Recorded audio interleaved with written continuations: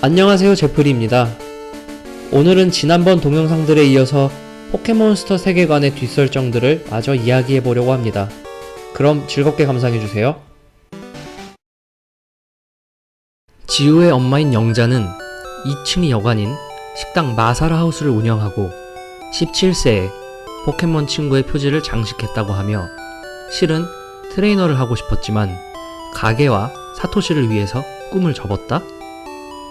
제작 당시에는 식당을 하고 있다는 설정이 존재하기는 했었으며 그 덕분에 요리 실력도 매우 뛰어난 것으로 나오지만 본편에서는 식당을 운영하는 모습이 나온 적은 단 한 번도 없습니다.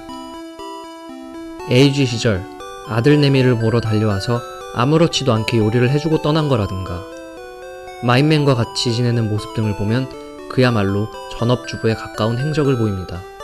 또한 잡지 모델로서의 과거 행적이 묘사된 적은 없었습니다.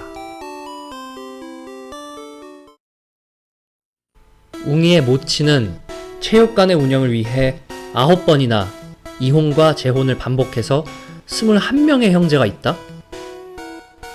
애니메이션에서 완전 폐기된 설정들 중에서 가장 대표적인 설정입니다. 오히려 어머니인 미즈오가 물타입 트레이너라서 가족을 버리고 가출했다가 나중에 돌아오게 되는 단독 에피소드가 존재합니다. 무엇보다도 웅이의 형제들은 아버지와 완전히 붕어빵입니다. 최이슬의 부모는 도저히 체육관을 운영할 자신이 없어 4명의 아이들을 버리고 야반 도주했다? 작중에서 부모에 대한 언급을 전혀 하지 않고 블루시티의 아쿠아리움 겸 체육관은 4자매가 부모와 상관없이 자율적으로 운영하는 체육관으로 나옵니다.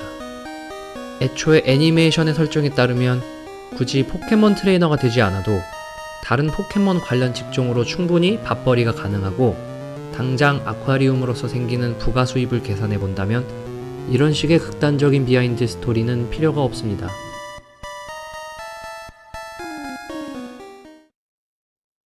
로사는 로켓단에 들어가기 전에는 미술품 도둑이었다? 게다가 작물을 보물감정 프로그램의 출품에 싼 값에 넘기는 괴짜였다? 로사의 과거 스토리를 보면 미술품 도둑과는 딱히 상관이 없는 슬픈 과거를 지니고 있습니다. 이건 나중에 따로 다뤄보도록 하죠. 로사는 로켓단에 들어온 후 임무를 위해 방송국에 잠입해서 아나운서 일을 한 적이 있다. 게다가 로사는 자기 스스로 이때가 자신의 최고 전성기였다고 회상한다. 실제로 애니메이션 스토리에서는 로사가 로켓단에 들어가기 전에 기상캐스터 일을 한 적은 있습니다. 관련 에피소드 역시 무인편의 성도 리그 편에서 등장한 적이 있습니다. 다만 덕분에 기상도 읽고 대충 날씨 짐작은 할 수 있는데 정작 기상예보 내용은 더빙판을 기준으로 노인들 신경통이 더 정확하다는 이유로 쫓겨났었다고 합니다. 물론 당시 자신을 떠올리며 그리워하는 표정도 지었다고 하네요. 로이는 도둑 주제에 카메라에 찍히는 걸 신경 쓴다?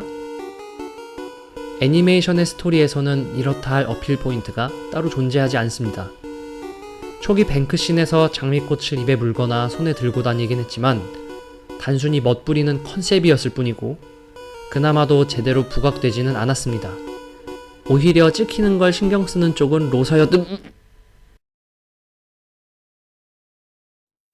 그 대신 엄청난 부잣집의 도련님이라는 과거 설정을 가지게 되었습니다. 오바람은 공부 때문에 왕복 2시간을 들여서 이웃마을의 초등학교에 다녔었다. 그리고 그를 따라다니는 치어리더들은 태초마을 촌장인 오바람의 아버지가 선거 때마다 고용하는 소녀들이었다고 한다. 과거사 설정은 따로 나오진 않았는데 일단 치어리더들은 진짜 오바람의 팬클럽 회원입니다. 무인편에서 한두 번 정도는 오바람보다 멋져 보이는 남자가 나왔을 때 저 사람에게도 반할 것 같다는 대사를 하기도 했습니다.